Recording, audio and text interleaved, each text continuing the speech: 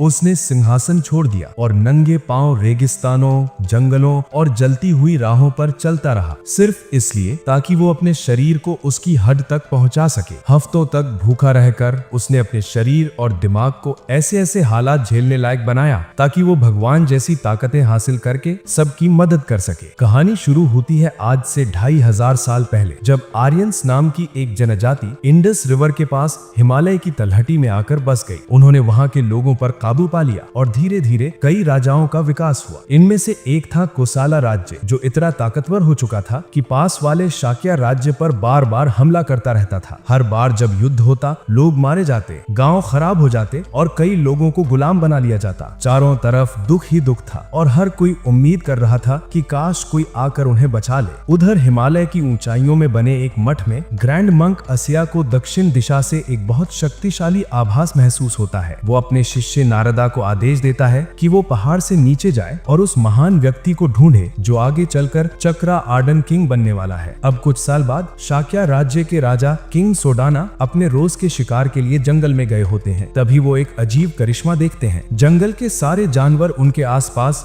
शांति से इकट्ठा हो जाते हैं बिना किसी डर के। तभी एक संदेश वाहक आता है और बताता है कि रानी ने उन्हें तुरंत बुलाया है। राजा फौरन महल लौटते हैं, जहाँ उनकी पत्नी क्वीन माया बताती है कि उन्हें एक दिव्य स्वप्न आया। एक विशाल सफेद हाथी जिसके 6 दांत थे, वो उनके शरीर में प्रवेश कर गया। ये सुनकर सोडाना खुश हो जाते हैं। वो उन्हें अपना जंगल वाला चमत्कार बताते हैं और कहते हैं कि लगता है धरती का हर जीव जंतु उन्हें आशीर्वाद दे रहा है। वो नदी की तरफ इशारा करते हुए कहते हैं, इस मौसम में तो सूखा पड़ जाता है, लेकिन इस बार कुछ भी ऐसा नहीं है। ये सब उस बच्चे की वजह से है जो जल्द ही पैदा होने वाला है। इधर महल के बाहर शाक्य के सैनिक कुछ कैदियों को लेकर गलियों से गुजर रहे थे। इसी दौरान एक छोटा सा गुलाम लड़का चपरा उन्हें देख लेता है और पास जाने की कोशिश करता है, लेकिन गलती से स्थानीय गुंडों से टकरा जाता है। वो उसकी टोकरी में रखी कीमती चीजें देखकर उसे धमकाते हैं कि अगर जान बचानी है तो सब सौंप दो। चपरा तुरंत भाग लेता है और गुंडे उसके पीछे दौड़ पड़ते हैं। भीड़ भाड़ वाली गलियों में दौड़ते दौड़ते वो एक तंग गली में घुसकर सांस ले ही रहा था कि अचानक एक छोटा लड़का टाटा उसके ऊपर कूद पड़ता है और उसके हाथ से कपड़ा छीनकर भाग जाता है। बाद में जब चपरा अपने मालिक को ये बात बताता है तो बेचारे बच्चे को खूब कोड़े मारे जाते हैं। उसकी माँ जैसे ही ये सुनती है, वो दौड़कर आती है और मालिक से कहती है कि सजा उसे दे दी जाए, लेकिन मालिक मना कर देता है और कहता है कि औरत उनकी संपत्ति है। फिर थोड़ी दया दिखाते हुए चपड़ा को 3 दिन देता है कि वो कपड़ा वापस ला कर दे, वरना वो उसकी माँ को बेच देगा। चपड़ा ये सोचकर ही टूट जाता है। मार्केट से गुजरते वक्त उसे वही कपड़ा एक दुकान में दिखाई देता है। वो उसे चुराने की कोशिश करता है, लेकिन तुरंत पकड़ लिया जाता है और बहुत बुरी तरह पीटा जाता है। किसी तरह लड़खड़ाता हुआ वो सीढ़ियों से नीचे गिर जाता है और दर्द में वो मन ही मन कसम खाता है कि चाहे कुछ भी हो जाए वो गुलाम व्यापारियों को उसकी माँ को बेचने नहीं देगा। तभी ऊपर दीवार पर टाटा फिर दिखाई देता है। इस बार वो अपने दोस्तों के साथ था और चपरा को देखकर हंसने लगता है। चपरा उससे कपड़ा वापस मांगता है, लेकिन टाटा और जोर से हंसने लगता है और अपने दोस्तों को उस पर हमला करने को कहता है। चपरा कुछ लड़कों को मारकर गिरा देता है, लेकिन उनकी संख्या ज्यादा होने की वजह से वो उसे जमीन पर गिराकर बुरी तरह पीट देते हैं। जमीन पर पड़े हुए चोटों से भरे चपरा की सांसें भी मुश्किल से चल रही थी। वो रोते रोते टाटा से कपड़ा लौटाने की भीख मांगता है और उसे बताता है कि अगर उसे कपड़ा नहीं मिला तो उसकी माँ को बेच दिया जाएगा। थोड़ी देर बाद चपरा एक टूटी फूटी झोपड़ी के अंदर होश में आता है और सामने टाटा को खड़ा देखता है। टाटा तुरंत अपनी बहन को आवाज लगाता है कि वो आकर चपरा के जख्मों का इलाज करे। थोड़ी देर बाद उसकी बहन आती है और चपरा को एक कड़वी दवाई पिलाती है जो उन्होंने आसपास मिल जाने वाली जड़ें उबालकर बनाई थी। दवाई के बाद टाटा अपना नाम बताता है और बोलता है कि वो कपड़ा जो उसने छीना था वो पहले ही बेच चुका है। ये सुनते ही चपरा गुस्से में चिल्ला पड़ता है, लेकिन टाटा की बहन उसे झट से रोकती है और कहती है कि उनका गुजारा ही चोरी करके चलता है और मजाक उड़ाते हुए बोलती है कि शायद वो गली में खड़े खड़े सपने देख रहा था और कोई उसका सामान ले उड़ा। चपरा उन्हें बताता है कि उस कपड़े की वजह से वो शायद अपनी माँ को कभी नहीं देख पाएगा। ये सुनते ही टाटा और उसकी बहन दोनों का चेहरा उतर जाता है। धीरे से टाटा कहता है कि वो चपरा की माँ को छुड़ाने में उसकी मदद करेगा। थोड़ी देर बाद उसी दिन गुलाम व्यापारी औरतों को लेकर जा रहे थे, जिनमें चपरा की माँ भी शामिल थी। तभी अचानक जंगल से एक टाइगर निकलता है और दोनों व्यापारियों को वहीं मार देता है। फिर वो चपरा की माँ की तरफ बढ़ता है, लेकिन उससे पहले चपरा पत्थर उठाकर उस पर टूट पड़ता है। वो पत्थर फेंक ही रहा था कि तभी टाइगर झाड़ियों में वापस कूद जाता है। उसी पल झाड़ियों के अंदर से टाटा की आत्मा निकलकर उसके शरीर में वापस लौट आती है और छोटी सी मुस्कान के साथ वो जानवरों से घिरा खड़ा होता है। उसी वक्त रास्ते से गुजर रहा एक साधु मंक नरदिता इसे देखता है और सोचता है कि क्या ये वही धन्य बालक है जिसके बारे में उसके गुरु अस्या ने बताया था। लेकिन उसे जश्न मनाने का वक्त नहीं मिलता, क्योंकि तभी कोसाला की सेना कपिलावस्तु यानी शाक्य राज्य की राजधानी पर हमला करने पहुंच जाती है। टाटा चपरा को बताता है कि कोसाला राज्य उनकी जमीन पर कब्जा करना चाहता है और सेना उनके गांव से ही होकर जाएगी। ये सुनकर टाटा अपनी माँ और बहन की याद आकर घबराकर गांव की तरफ भागता है। कोसाला सेना का जनरल एक निर्दयी और खूनी इंसान था, जिसे लोगों को मारकर अजीब सी खुशी मिलती थी। वो पागलों की तरह हंसते हुए गांव को जलता देख रहा था। जैसे ही सेना गांव में घुसती है, टाटा अपनी माँ और बहन को ढूंढने के लिए दौड़ता है, लेकिन उसे सिर्फ उनकी लाशें मिलती हैं। टूटे हुए दिल के साथ वो बदला लेने की कसम खाता है और चपरा उससे वादा करता है कि वो हर हाल में उसके साथ खड़ा रहेगा। उस रात जब कोसाला की सेना राजधानी की तरफ निकलने से पहले जश्न मना रही होती है, चपरा और टाटा दूर से उन्हें देखते हैं और जनरल तक पहुंचना कितना मुश्किल है इस पर परेशान होते हैं। तभी टाटा धीरे से चपरा को अपनी योजना बताता है। वो अपनी आत्मा सेना के एक घोड़े में डाल देता है और घोड़ा अचानक पागलों की तरह दौड़ना शुरू कर देता है। पूरे कैंप में हफदड़ मच जाती है। इसी मौके का फायदा उठाकर चपरा उस घोड़े पर कूदता है और सीधे जनरल के पास पहुंचता है। फिर वो तीर उठाकर जनरल को मारने की कोशिश करता है, लेकिन जनरल आखिरी पल में सिर घुमा लेता है और बच जाता है। कुछ ही सेकंड्स में चपरा और घोड़ा दोनों भाले लिए सैनिकों से घिर जाते हैं। तभी अचानक टिड्डियों का झुंड पूरे कैंप पर टूट पड़ता है और सेना पूरी तरह अफरा तफरी में आ जाती है। मौका देखकर टाटा और चपरा जनरल का पीछा करते हुए नदी तक पहुंचते हैं। वहां भागते भागते जनरल फिसलकर पानी में गिर पड़ता है और तुरंत भूखे मगरमच्छ उसे घेर लेते हैं। चपरा बदला लेने के लिए तीर चलाने ही वाला था कि एकदम से रुक जाता है और सोचता है कि क्या वो पूरी जिंदगी गुलाम की तरह जीना चाहता है। जनरल डर के मारे चिल्लाता है कि अगर चपरा उसकी जान बचा ले तो वो अपनी सारी दौलत दे देगा। टाटा उसे रोकने की कोशिश करता है, लेकिन चपरा उसकी बात अनसुनी कर देता है और एक एक करके सारे मगरमच्छ मार गिराता है। फिर पानी में कूदकर जनरल को बाहर खींच लाता है। चपरा टाटा से माफी मांगते हुए कहता है, ये आदमी ही मेरी किस्मत बदलने की चाबी है। ऊपर वाले ने मुझे जिंदगी में एक ही बार मिलने वाला मौका दिया है। अगर मैं इसकी सेना में ऊपर तक पहुंच गया तो हम दोनों अपनी गुलामी से बाहर निकल सकते हैं। टाटा का मन नहीं मानता, लेकिन चपरा की बातों के आगे वो धीरे धीरे सर हिला देता है और मान जाता है। अगले ही दिन एक सिपाही भागता हुआ आकर किंग सुडाना को बताता है कि कोसाला की सेना रात के अंधेरे में रोहिणी नदी से चुपचाप निकल गई है। टिड्डियों के झुंड ने उनका ज्यादातर सामान खराब कर दिया था और उनका जनरल बुडाई भी लापता बताया जा रहा है। ये सुनकर किंग सुडाना हल्की मुस्कान के साथ राहत की सांस लेते हैं। शाक्या के सैनिक खुशी से चिल्लाने लगते हैं। राजा अपनी पत्नी क्वीन माया के पास जाते हैं और कहते हैं कि अब वो सुरक्षित तरीके से अपने मायके जाकर बच्चे को जन्म दे सकती है। उधर दूसरी तरफ टाटा और चपरा कोसाला के बेस कैंप पर पहुंचते हैं। चपरा टाटा का शुक्रिया अदा करता है कि उसने उसकी स्वार्थी लगने वाली बात मान ली। फिर वो टाटा से कहता है कि अब वो घर वापस जाए और उसकी माँ को बता दे कि चपरा एक दिन जरूर उसे लेने आएगा। टाटा वापस लौट जाता है। चपरा बेहोश पड़े जनरल बुडाई को लेकर कैंप में दाखिल होता है। कोसाला के सैनिक भागते हुए आते हैं। जल्दी से वैद्य को बुलाओ और जनरल को स्ट्रेचर पर ले जाते हैं। चपरा भी थका हुआ होने का नाटक करके जमीन पर गिर पड़ता है। बिल्कुल जैसा उसने सोचा था, सारा सीन उसी हिसाब से होता है। जब जनरल बुडाई होश में आता है, वो चपरा को बुलाता है। वो पूछता है कि वो उसकी मेहनत का कैसे बदला चुका सकता है, लेकिन चपरा बस मुस्कुरा कर कहता है, आप आराम करो, बस यही काफी है। जनरल उसे गोद लेने का प्रस्ताव देता है और कहता है कि अब से वो उसे अपनी सेवा में रखेगा। चपरा ये मौका बिना एक पल गंवाए स्वीकार कर लेता है। दूसरी तरफ शाक्या राज्य में क्वीन माया को उनके मायके ले जाया जा रहा था। रास्ते में रोहिणी रिवर के पास डेरा डालना पड़ता है, क्योंकि उन्हें नदी अगले दिन पार करनी होती है। हर सैनिक को सख्त आदेश था, रानी की सुरक्षा सबसे जरूरी है। सुबह होते ही सूरज की पहली किरणें पड़ते ही पेड़ के नीचे ढेर सारे जानवर इकट्ठा होने लगते हैं और तभी साफ हो जाता है कि बच्चे का जन्म हो चुका है। क्वीन माया अपने नवजात बच्चे को देखकर कहती हैं, सारा संसार तुम्हें आशीर्वाद दे रहा है। लेकिन जैसे जैसे वक्त बीतता है, उनकी तबीयत खराब होने लगती है। सैनिक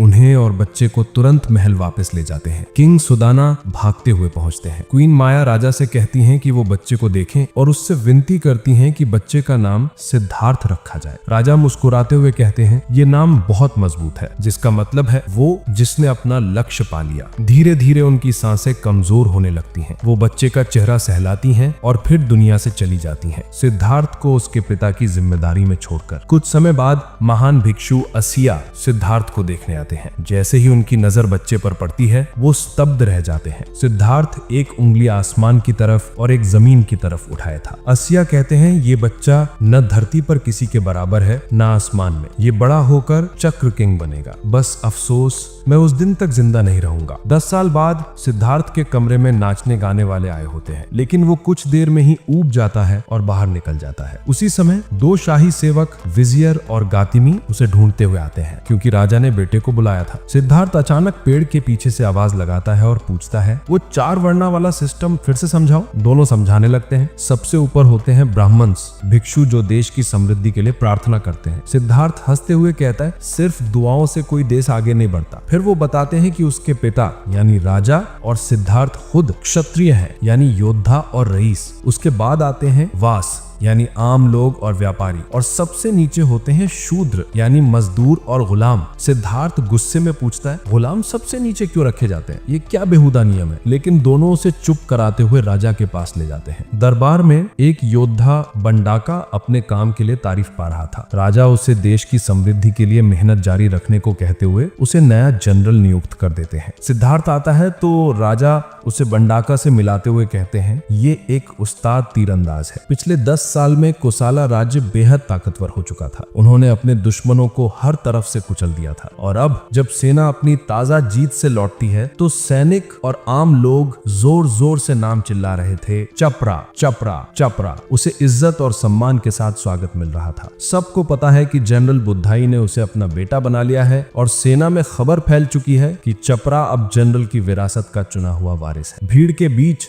घोड़े पर सवार होकर जो वो देख रहा है, चपरा मुस्कुरा रहा है और सोच रहा है कि वो कितना ऊपर चढ़ चुका है। वहीं वापस शाक्या में एक मंक खत्रिया बच्चों को पढ़ा रहे थे कि उन्हें बड़े होकर कोसाला की सेना को हराने लायक जबरदस्त योद्धा बनना है। उनके बीच सिद्धार्थ उठता है और पूछता है, लाश के बाद क्या होता है? वो कहाँ जाते हैं? अभ्यासक चिढ़ जाता है और कहता है, बैठ जा, समय बर्बाद मत कर। सिद्धार्थ के दोस्त कहते हैं कि बूढ़े की पढ़ाई बिल्कुल बोरिंग है और वो उसे क्लास से भगा देते हैं। छोटी सी टोली जंगल की ओर निकल पड़ती है और सिद्धार्थ मानता है कि उसने कभी महल से बाहर कदम ही नहीं रखा था। तभी दोनों दोस्तों ने खरगोश देखा और उसका पीछा करने लगे। जब एक ने तीर चलाने की कोशिश की तो सिद्धार्थ उस पर कूद गया और खरगोश बच निकला। दोनों फिर से भागते रहे और राजकुमार वहीं पीछे रह गया, उदास सा, क्योंकि वो किसी जिंदा चीज को चोट पहुंचते हुए सह नहीं सकता। अकेले चलते हुए वो रास्ता भटक बैठता है और एक खुली जगह में पहुंच जाता है, जहाँ एक काले रंग के वेश वाला साधु कोई बांसुरी जैसा वाद्य बजा रहा होता है। सिद्धार्थ उस साधु के सामने बैठ जाता है और सोचता है, ये सपना तो नहीं है ना। इसी बीच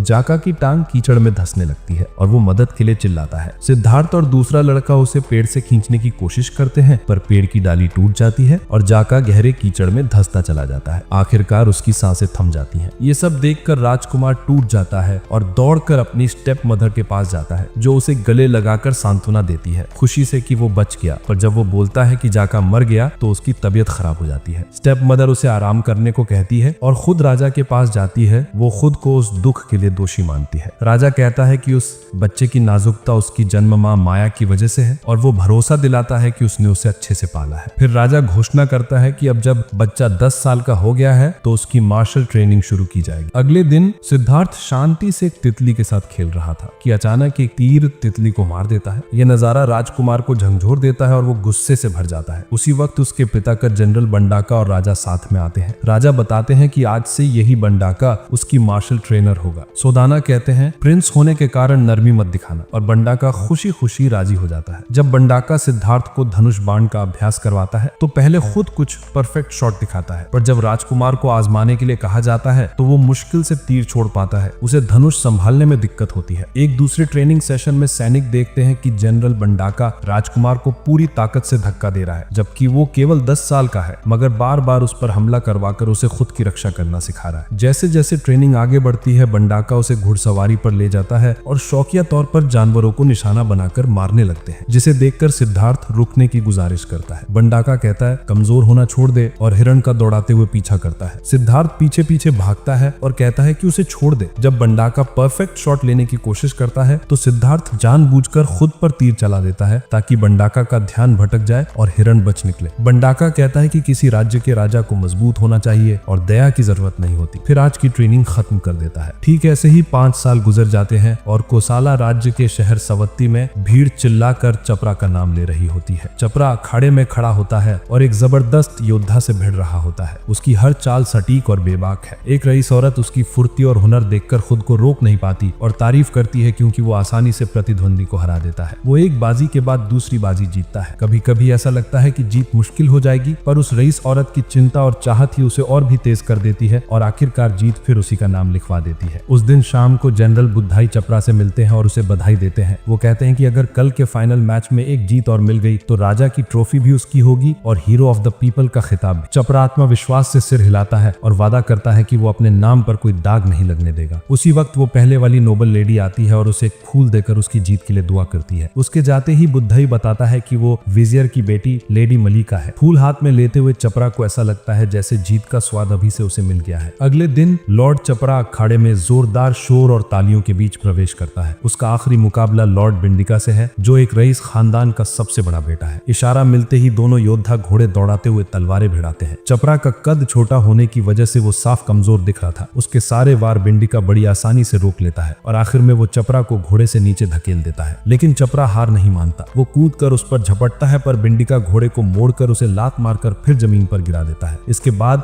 वो अपनी तलवार सीधे उसकी तरफ तान कर तेजी से बढ़ता है, पर चपरा आखिरी माह में उछलकर बच जाता है और बिंडिका की काठी पकड़ लेता है। फिर वो उसके पीछे पहुंचकर उसका गला पकड़कर नीचे गिरा देता है। दोनों जमीन पर गिर जाते हैं। ये देखकर मलिका रोते हुए वहां से भाग जाती है, जबकि भीड़ दोनों को उठने को कह रही होती है। चपरा उठता है और बिंदिका पर उड़ता हुआ पंच मारने की कोशिश करता है, पर बिंदिका अपने मजबूत हाथों से उसे पीछे धकेल देता है। फिर वो बच्चे को कुचलने के लिए कूद कर आता है, पर चपरा लुढ़क कर बच जाता है। बिंदिका फिर उठकर उसके मुंह पर एक जबरदस्त मुक्का मारता है, जिससे चपरा बेहोश सा हो जाता है। वो चपरा के बाल पकड़कर उसे उठाता है और बड़ी बेरहमी से लगातार घूंसे मारता है। इसके बाद बिंदिका अपना हाथ उठाकर जीत का जश्न मनाने लगता है, लेकिन चपरा फिर उठ खड़ा होता है और कहता है, अभी खेल खत्म नहीं हुआ। बिंदिका तलवार उठाता है और उसे काटने के लिए झपटता है, पर चपरा तेजी से हट जाता है और जमीन से कुछ छोटे पत्थर उठाकर उस पर फेंकता है। पत्थर बिंदिका के हाथ पर लगते हैं और उसकी तलवार छूट जाती है। चपरा फौरन तलवार उठाता है और बिंदिका के चेहरे पर तान देता है। फिर तलवार के हत्थे से उसके दांत तोड़ते हुए उसे बेहोश कर देता है। यही उसकी जीत का पल था और चपरा हीरो ऑफ द पीपल का खिताब और राजा की ट्रॉफी दोनों हासिल कर लेता है। उस शाम लेडी मलिका खुद चपरा के घावों की मरहम पट्टी करती है। चपरा उससे कहता है कि जरा हल्के हाथ से, और मलिका मानती है कि पूरा मैच देखना उसके लिए बहुत दर्दनाक था। वहीं दूसरी तरफ विजियर जनरल बुधाई के साथ बैठकर शराब पीते हुए कहता है कि वो चाहता है चपरा उसकी बेटी से शादी करे। बुधाई इस प्रस्ताव को बड़ी खुशी और सम्मान मानकर तुरंत स्वीकार कर लेता है, लेकिन अचानक विजियर एक मुश्किल सवाल पूछता है, क्या चपरा सच में उसकी मरी हुई बड़ी बहन का बेटा है? ये सुनकर बुधाई का चेहरा उतर जाता है। उसे डर लगता है कि सच्चाई बाहर न आ जाए। बुधाई को वो रात याद आती है जब एक लो कास्ट लड़के ने उसकी जान बचाई थी। वो उसी रात चपरा को चुपके से बुलाता है और चेतावनी देता है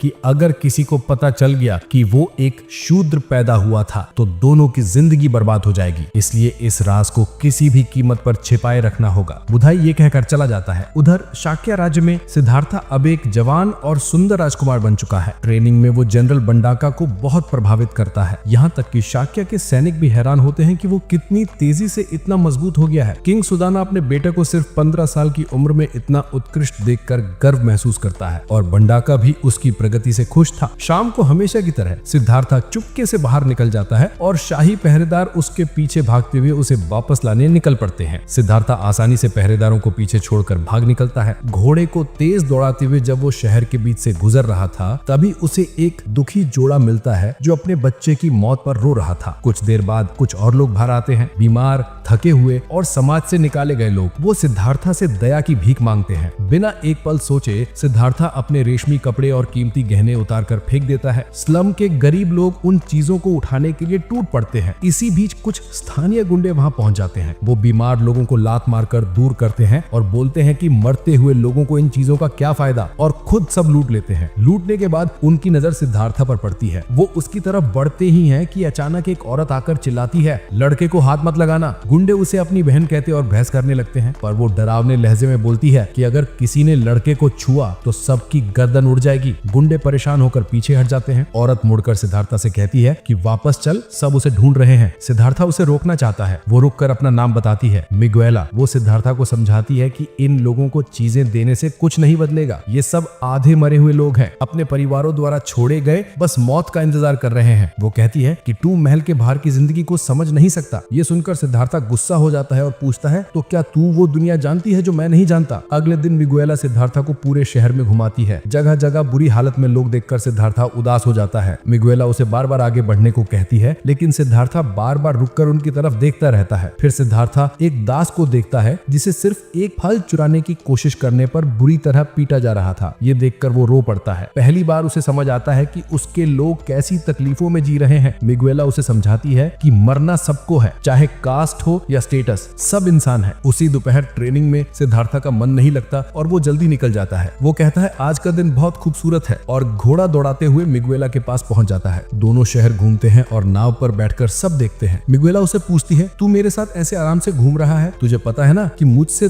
तुझसे बात करने तक की इजाजत नहीं होती। सिद्धार्था मुस्कुराकर याद दिलाता है, तूने ही कहा था ना कि हम दोनों इंसान हैं। ये सुनते ही मिगुएला उसे पानी में धक्का दे देती है और हंसते हुए कहती है, चल तैर। पास ही छुपकर जनरल बंडाका ये सब देख रहा था। कुछ देर बाद प्रिंस को राजा के सामने बुलाया जाता है। राजा पूछता है कि क्या वो एक नीची जात की लड़की के साथ घूम रहा था। सिद्धार्था को ये सुनकर गुस्सा आ जाता है। वो चिल्लाकर कहता है कि मिगुएला को नीची जात बोलना उसे बर्दाश्त नहीं। राजा भी चिल्लाता है, तू इस राजा का वारिस है, तुझे देश को मजबूत बनाना है। फिर राजा उसे महल से बाहर निकलने पर रोक लगा देता है। बंडाका ये सब सुनकर बाहर खड़ा मुस्कुरा रहा होता है। शाम होते होते मिगुएला नदी के किनारे खड़ी उसकी खूबसूरती देख रही होती है। तभी जनरल बंडाका अपने आदमियों के साथ पहुंचकर उसे गिरफ्तार कर लेता है। फिर उसे सजाए मौत के लिए एक क्रॉस पर बांध देता है। वो चिल्लाती है, सिद्धार्था सिद्धार्था। उधर सिद्धार्था पहरेदारों से छूटकर भागता है। अपने पिता के पास पहुंचकर चिल्लाता है, आपने मिगुएला को क्यों पकड़ा? उसे छोड़ो। राजा कहता है कि वो मीटिंग में है, पर सिद्धार्था चिल्लाकर कहता है, उसे अभी के अभी छोड़ दो। राजा पूछता है, तू उस औरत डाकू की बात कर रहा है? सिद्धार्था गुस्से में कहता है, अगर आपने उसे मारा तो मैं आपको माफ नहीं करूंगा। लेकिन राजा तब भी नहीं मानता है। तभी सिद्धार्था सबके सामने अपनी तलवार निकाल लेता है और चिल्लाता है, क्या किसी से प्यार करना आपको इतना बुरा लगता है? अपने बेटे को नफरत से भरा देख सुदाना राजी हो जाता है कि उसे छोड़ दिया जाए। बस ये शर्त रखता है कि सिद्धार्था को पड़ोसी देश की प्रिंसेस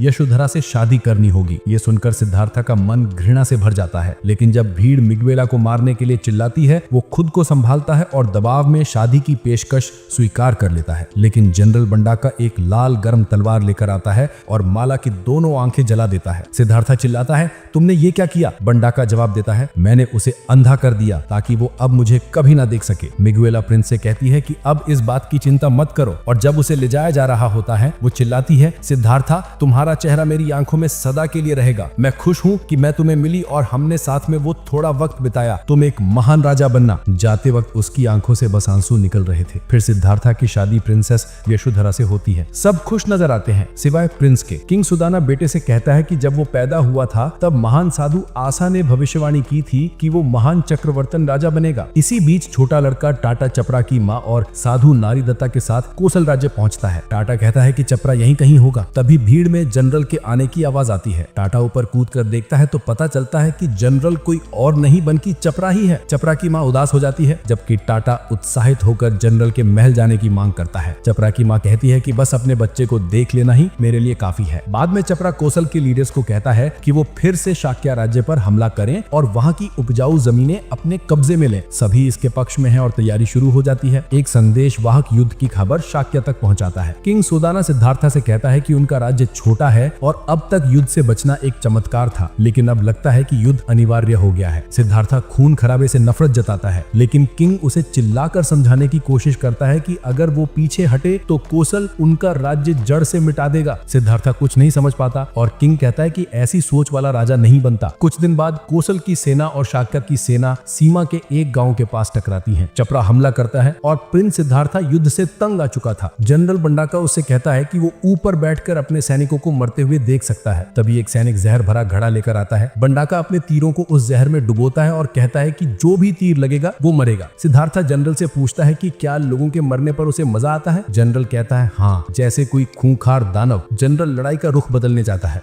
जैसे ही युद्ध जोर पकड़ता है, चपरा बर्बरता से हमला करता है और सिद्धार्था खुद मैदान में उतर आता है। जनरल बंडाका और चपरा काफी सैनिकों को मार गिराते हैं। सिद्धार्था चिल्लाता है कि सब रुक जाओ। तभी कुछ दुश्मन सैनिक उसे घेर लेते हैं और उसके अपने सैनिक उसे बचाने के लिए मर जाते हैं। जनरल बंडाका देखता है कि चपरा सीधे सिद्धार्था की तरफ बढ़ रहा रहा है। वो पीछे पीछे चपरा के पीछे चलता है। बंडाका चपरा पर तीर चलाता है लेकिन चूक जाता है। वो मानता है कि कौशल के इस योद्धा की ताकत कम नहीं है और कहता है कि आम स्ट्रैटेजी से उसे मात नहीं दी जा सकती। फिर उसके दिमाग में एक चालाकी भरा प्लान आता है। बंडाका एक दुश्मन की लाश उठाकर और घोड़े पर सवार होकर चपरा के सामने रख देता है जैसे कोई साथी हो। जैसे ही वो चपरा के आगे निकलता है वो घोड़े को घुमाकर चपरा की तरफ तीर छोड़ता है। वो तीर जहरीला होता है लेकिन चपरा गिरने की बजाय तीर को जोर से निकाल फेंकता है और पलटवार करता है जिससे बंडाका घोड़े से गिर जाता है। इसके बाद छपरा सीधे सिद्धार्थ की तरफ बढ़ता है जबकि बंडाका सोचता रहता है कि उसका जहर काम क्यों नहीं कर रहा। छपरा पूरी रफ्तार से सिद्धार्थ पर टूट पड़ता है लेकिन आखिरी पल में सिद्धार्थ दया से भरी निगाहों से उसे देखता है। उसके चारों ओर एक रौबदार चमक होती है। तभी बंडाका का जहर अपना असर दिखाता है और छपरा का हमला चूक जाता है। छपरा घोड़े से गिरता है और सोचता है कि उसने जो दिव्य शक्ति महसूस की थी वो सिद्धार्थ की आंखों में थी जो उसकी आत्मा तक को छू गई। वो सोचता है कि शायद वो मरने वाला है। छपरा जहर से कांपता हुआ जमीन पर गिरता है तो बंडाका जोर से दम भरता है कि उसी ने दुश्मन के जनरल को गिराया है और अपनी सेना से कहता है कि दुश्मन को कुचल दो। इसी बीच दोनों सेनाएं पीछे हट जाती हैं। पीछे छोड़ जाती हैं सिर्फ मौत और दर्द। कौशल्या में बुधई के घर पुजारी कहता है कि जहर छपरा के पूरे शरीर में फैल चुका है और उसे बचाया नहीं जा सकता। उसी वक्त मल्लिका और उसका पिता आते हैं छपरा के बारे में पूछने। बुधई जवाब देता है कि ये चमत्कार होगा अगर छपरा कल तक जीवित रहा। ये बात सुनकर तट पर कब्जा किए हुए एक गिलहरी सी आकृति वहां दौड़ती है जहां वो फिर अपनी असली शरीर में लौट आती है और अपनी माँ से कहती है कि छपरा को बचाया नहीं जा सकता। ये सुनते ही माँ घबरा जाती है और छपरा को देखने भागती है इससे पहले बहुत देर हो जाए। लेकिन नरेडोता बीच में आता है और कहता है कि उसका गुरु शायद छपरा का इलाज जानता है। टाटा जो अपनी शक्तियों से एक ही रात में हिमालय तक उड़ सकता है संदेश पहुंचाने के लिए तैयार हो जाता है। नरेडोता एक खत तैयार करता है और टाटा को शुभकामनाएं देता है। टाटा कई जानवरों का शरीर लेकर दौड़ता है, मीलों तक भागता है और आकाश में उड़ता है। अंत में वो साधु के मंदिर तक पहुंचता है जहां सब हैरान होते हैं जब वो मास्टर एशिया के सामने खत रखकर उतरता है। बुजुर्ग साधु खत पढ़कर हैरान हो जाता है और पहाड़ी के किनारे पर जाकर नरेडोटा को अपनी शक्तियों से एक आध्यात्मिक संदेश भेजता है। वो नाराज होकर उसे डांटता है कि इतने सारे जानवरों की जान बर्बाद करना ठीक नहीं, सिर्फ एक बच्चे को बचाने के लिए। लेकिन नरेडोता अपनी बात पर अड़ा रहता है कि उसे छपरा को किसी भी कीमत पर बचाना है। ये सुनकर मास्टर एशिया चेतावनी देता है कि इसके लिए नरेडोता को बाकी जिंदगी जंगली जानवर बनकर रहना पड़ेगा। फिर वो छपरा की माँ को इलाज की दवा बताता है। नरेडोता तेजी से दवा का नुस्खा छपरा की माँ को बताता है, फिर पागल होकर जंगल की तरफ दौड़ पड़ता है जैसे कोई कुत्ता। ये देखकर माँ की आंखों से आंसू निकल आते हैं लेकिन राहत की सांस लेती है कि छपरा बच जाएगा। फिर बुधई के घर पर छपरा की माँ दुआ करती है कि बुधई दवा छपरा को दे। बुधई मान जाता है और जैसे ही छपरा को दवा दी जाती है डॉक्टर हैरान रह जाता है कि छपरा ने अपनी आंखें खोल ली। इसी बीच सिद्धार्थ की पत्नी उससे पूछती है कि क्या वो सो नहीं रहा क्योंकि कोई चीज उसे परेशान कर रही थी। वो बताता है कि उसे रोजाना लोगों को बीमार और मरते देख बहुत बुरा लगता है जबकि वो कुछ कर नहीं पाता। वो सोचता है कि क्या वो कुछ कर भी सकता है या बस इसे नजरअंदाज कर दे। फिर वो उठकर कहता है कि अपनी राजा वाली जिंदगी की वजह से उसे नहीं पता था कि दुनिया में इतना दर्द और तकलीफ है। यहाँ तक कि साधारण लोग भी उससे ज्यादा जानते हैं दुनिया के बारे में। अब उसने सच जानने का ठान लिया है। फिर अपनी पत्नी से कहता है कि तुम चिंता मत करो, तुम सो जाओ। बुधई के महल में छपरा की माँ को तहखाने में बंद कर दिया गया है। बुधई छपरा से कहता है कि मल्लिका उससे मिलने आई थी। फिर जब छपरा अकेला होता है बुधई उसे याद दिलाता है कि उसे यही कहानी सुनानी है कि वो लॉर्ड बुधई का बेटा है और अपनी पुरानी जिंदगी की सारी यादें भूल जानी है। ये सुनकर छपरा शक करता है और सोचता है कि अचानक ये बात क्यों कही गई। लेकिन जब वो सुनता है कि बुधई अपने नौकरों से कह रहा है कि उस महिला का जिक्र भी ना करे जिसने दवा लाई थी तो उसे कुछ गलत लगने लगता है। तहखाने में दो आदमी छपरा की माँ को मारने की तैयारी कर रहे होते हैं। तभी छपरा कूदकर नीचे आता है और मोटे आदमी को धक्का मारकर गिरा देता है। वो दुबले आदमी से कहता है कि उसकी माँ से हाथ दूर रख। आदमी दंग रह जाते हैं कि लॉर्ड छपरा इस औरत को अपनी माँ क्यों कह रहा है, पर तभी छपरा तलवार निकालकर दोनों को चुप करवा देता है। फिर उसकी माँ उसे गले लगाती है और कहती है कि तुम कितने बड़े हो गए हो बेटा। लेकिन इसी खुशी के बीच छपरा देखता है कि मोटा आदमी भागने की कोशिश कर रहा है। छपरा उसे रोकना चाहता है लेकिन उसके जख्म फिर से खुल जाते हैं और उसकी माँ उसे उठाकर सीढ़ियां चढ़ाती है। जब वे ऊपर पहुंचते हैं तो बुधई के आदमी उन्हें घेर लेते हैं और छपरा पर आरोप लगाते हैं कि उसने छुपाया कि वो शूद्र है। बुधई निराश होकर उसे बेवकूफ कहता है। अगले दिन अदालत में जज बुधई से पूछता है कि क्या उसे सच में पता नहीं था कि छपरा शूद्र है जब उसने उसे अपनाया था। बुधई बुधई झूठ बोलकर कहता है, जिससे अदालत में हंगामा हो जाता है। फिर गार्ड छपरा की माँ को लेकर आते हैं और उसे जज के सामने जमीन पर फेंक देते हैं। जज पूछता है कि क्या वो सच में उसकी माँ है। छपरा गुस्से में गार्डों को धक्का देता है, लेकिन माँ इनकार कर देती है और कहती है कि उसने ये लड़का एक युद्ध के मैदान में पाया था, इसलिए वो शूद्र जैसी माँ का बेटा नहीं हो सकता। जज पूछता है कि क्या वो झूठ बोल रही है, लेकिन माँ दोहराती है कि छपरा उसका बच्चा नहीं है। ये सुनकर छपरा का दिल टूट जाता है। उस वक्त छपरा कहता है कि अब तुम्हें झूठ बोलने की जरूरत नहीं है, मैं खुश हूँ कि अब मुझे डरने की जरूरत नहीं कि मेरा सच पता चल जाएगा। फिर जज पूछता है कि तो क्या तुमने अभी शूद्र होने का इजहार कर दिया? छपरा गर्व से कहता है कि हाँ, और फिर अपनी माँ को कसकर गले लगा लेता है। जज हैरान होता है कि लड़के ने इतनी आसानी से अपना कुलीन दर्जा छोड़ दिया और कहता है कि उसे अपने खून पर शर्म आनी चाहिए। छपरा कहता है कि मैं सिर्फ इसलिए कुलीन बना ताकि मुझे सड़क पर कूड़ा समझकर ट्रीट न किया जाए। फिर जज फैसला सुनाता है कि जनरल बुधई को घर में ही नजरबंद रखा जाएगा और छपरा को कोसला से निर्वासित कर दिया जाएगा। छपरा की माँ धीरे से मुस्कुराती है और विदा लेती है, लेकिन जज उसकी माँ को मौत की सजा देता है ताकि एक मिसाल कायम हो। ये सुनकर छपरा गुस्से से फट पड़ता है। वो चिल्लाता है कि ये गलत है और उसकी माँ ने कभी कोई गलती नहीं की। वो घुटनों पर गिरकर भीख मांगता है कि उसे भी निर्वासित कर दें। माँ उसे गले लगाकर कहती है कि सब ठीक होगा। छपरा रोता है और कहता है कि माँ के बिना शूद्र की जिंदगी कोई जिंदगी नहीं। फिर जज से विनती करता है कि उसे भी मौत की सजा दे। अगले दिन बड़ा हुजूम इकट्ठा होता है देखना कि छपरा और उसकी माँ शहर से गुजर रहे हैं। टाटा ये सब देखता है और उन्हें पहाड़ की तरफ फॉलो करता है। पहाड़ के ऊपर कप्तान जोर से चिल्लाता है कि गंदे शूद्रों को ऑक्सीजन बर्बाद करने के लिए सजा मिलनी चाहिए और अपने सैनिकों को आदेश देता है कि उन्हें चट्टान से गिरा दो। लेकिन टाटा अचानक चिल्लाकर ध्यान भटकाता है और माँ बेटे को भागने के लिए कहता है, पर एक सैनिक फौरन भाला फेंककर दोनों को गिरा देता है। आखिरी बार दोनों मुस्कुराते हैं, फिर मौत मारे जाते हैं। वहीं घाटी में नरेडोता जो अब पागल हो चुका है, उस माँ बेटे की मौत पर शोक मनाने लगता है जिन्हें उसने बेवजह एक बर्बर जानवर बना दिया था, और टाटा आंसू बहाते हुए वहाँ से भाग जाता है। वहीं शाक्य के राज्य में सिद्धार्थ की पत्नी ने एक बच्चे को जन्म दिया और हर कोई खुश है कि नए राजकुमार ने इस दुनिया में कदम रखा। इसी बीच सिद्धार्थ महल से बाहर निकलता है। अब वो एक थके हुए पिता जैसा दिखता है। वो सोचता है कि हर दिन कुछ नया सीखने के बावजूद वो अपनी खोजी हुई सच्चाई से दूर ही है। उसे एहसास होता है कि चाहे कुछ भी हो जाए, हर कोई दर्द में फंसा है और वो दूसरों की मदद करने का रास्ता नहीं ढूंढ पा रहा। अब वो इस सच को स्वीकार करने का तरीका खोज रहा है बिना टूटे। फिर एक दिन जब वो एक बड़े पेड़ की छाव में ध्यान लगा रहा था, उसने आखिरकार फैसला किया कि वो सब कुछ छोड़ देगा ताकि अपनी सच्चाई पा सके।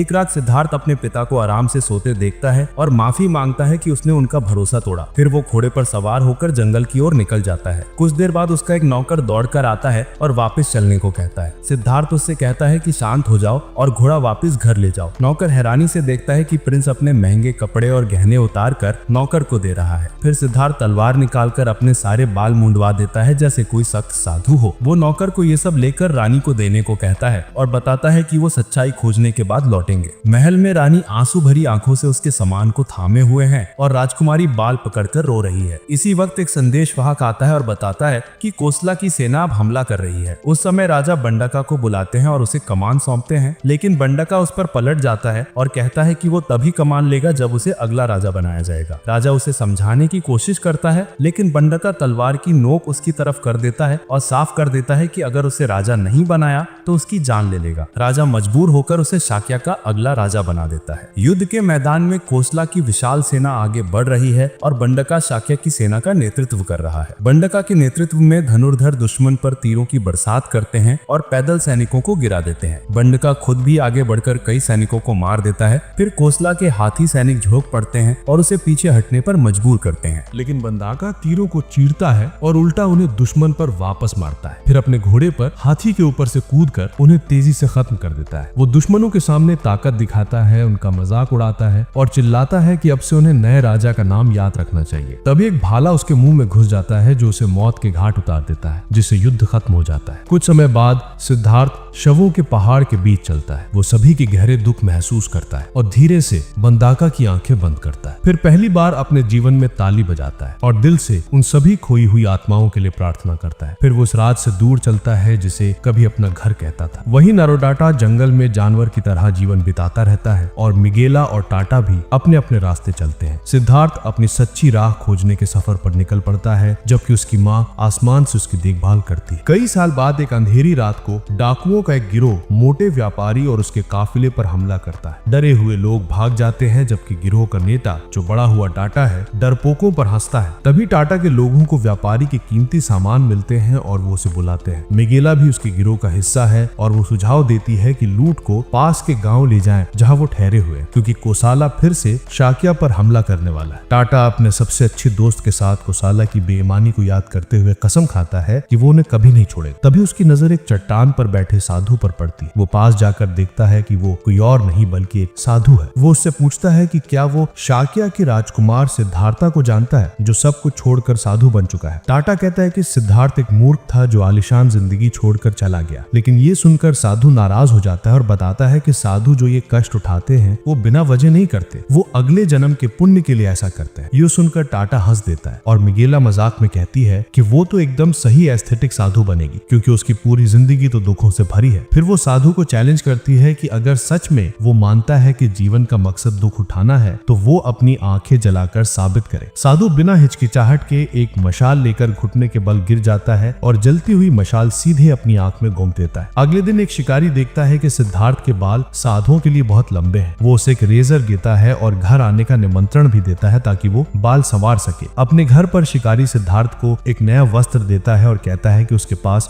और कुछ देने को नहीं है। तभी एक और साधु आता है जिसकी एक आंख जली हुई है। वो पानी मांगता है। सिद्धार्थ अपना परिचय देता है और साधु सोचता है कि क्या यही शाक्या के राजकुमार हैं जिसके बारे में सुना था। फिर वो खुद को डिया बताता है। तभी शिकारी वापस आता है और कहता है कि उसका सबसे बड़ा बेटा असागिल भी साधु बनना चाहता है। वो उनसे कहता है कि उसे शिष्य के रूप में ले ले। सिद्धार्थ कहता है कि वो अभी कोई शिष्य नहीं ले रहा। डिया कहता है कि शायद उनकी फैमिली बस मुंह कम खिलाने के लिए ऐसा चाहती है। जैसे ही वो जा रहे होते हैं, डिया देखता है कि सिद्धार्थ उसे घूर रहा है। वो बताता है कि उसने अपनी आंख जलाई है ताकि कुछ शक करने वालों को ये दिखा सके कि वो सच्चा है। डिया बताता है कि उसकी गुरु नारो डाटा ने सब कुछ छोड़ दिया और एक जानवर बन गया ताकि बिना लालसा के पवित्र जीवन जी सके। डिया कहता है कि वो एस्थेटिसिज्म में विश्वास करता है, मतलब जितना ज्यादा अब कष्ट झेलेगा अगला जन्म उतना बेहतर होगा। फिर दोनों एस्थेटिक जंगल की ओर बढ़ते हैं। रास्ते में वो देखते हैं कि आसगेल बारिश मुन का पीछा कर रहा है। एक जगह आसगेल खुद को जहरीले पौधे से कटवा लेता है और लगभग डूब जाता है। तब सिद्धार्थ पीछे मुड़कर उसे बाहर निकालता है। जब वे नदी पार कर रहे होते हैं तो डिया कहता है कि सिद्धार्थ बच्चे को छोड़ दे, वो नहीं बच पाएगा, लेकिन सिद्धार्थ पूरी ताकत लगाकर उसे रेगिस्तान तक ले जाता है। वहां वो कुछ कोसाला सैनिकों से टकराते हैं जो अपने युवा राजकुमार के साथ शिकार पर निकले थे। एक हिरन मारने के बाद वे साधुओं के पास आते हैं। युवा राजकुमार सिद्धार्थ की निगाह में कुछ खास महसूस करता है, फिर सोचता है कि ये तो आम साधु है। सैनिकों के जाने के बाद डिया बताता है कि वो लड़का कोसाला का राजकुमार विरहाका है, जो कोसाला के राजा और शाक्या की एक दासी महिला से पैदा हुआ था। दरअसल शाक्या के राजा ने कोसाला के राजा को धोखा दिया था और दासी को कुलीन बताकर पेश किया था। फिर साधु कई दिन तेज धूप और घने जंगलों से होते हुए चलते हैं। एक रात टाटा और उसके लोग दूर से उन्हें देखते हैं और डिया से हालचाल पूछने आते हैं। डिया चुपचाप उन्हें घूरता है, लेकिन सिद्धार्थ टाटा से कहता है कि उनके साथ जो लड़का है उसकी तबीयत बहुत खराब है, उसे अभी इलाज की जरूरत है। ये सुनकर टाटा उन्हें अपने शिविर तक ले जाता है जहाँ वो आसागेल के लिए जड़ी बूटी की दवा बनाता है। टाटा बताता है कि ये दवा उसने अपने पास मौजूद कुछ जड़ी बूटियों से बनाई है और अगर उसकी शक्तियां अभी भी होती तो वो एक पक्षी में उतरकर और ज्यादा जड़ी बूटी इकट्ठा कर लेता।